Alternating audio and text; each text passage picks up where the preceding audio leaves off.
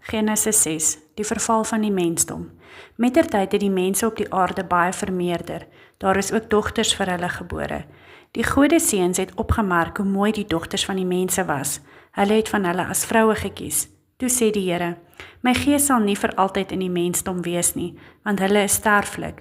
Voortaan sal hulle leeftyd hoogstens 120 jaar wees.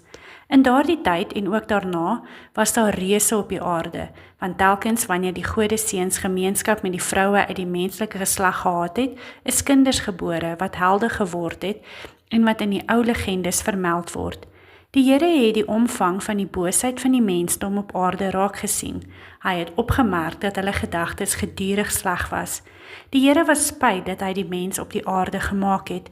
Dit het hom diep bedroef.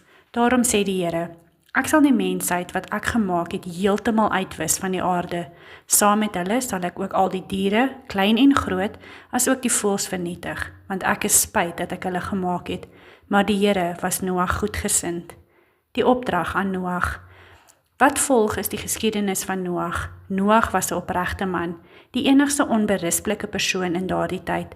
Hy het God se wil deurgaans uitgeleef en 'n noue verhouding met hom gehad. Noag het 3 seuns gehad, naamlik Sem, Gam en Jafet. Teen hierdie tyd was die aarde volgens die oordeel van God korrup en vol geweld. God het al hierdie korrupsie in die wêreld gesien. Oral waar hy gekyk het, was daar geweld en bederf. Daarop sê God vir Noag, ek het besluit om alle lewende wesens te vernietig, want dis as gevolg van hulle dat die aarde vol geweld is. Ek gaan hulle almal verseker tot niet maak. Jy moet 'n groot ark van goeverhout maak met verskillende vertrekke binne-in. Verseël dit binne en buite met teer. Dit moet 135 meter lank, 22,5 meter breed en 13,5 meter hoog wees.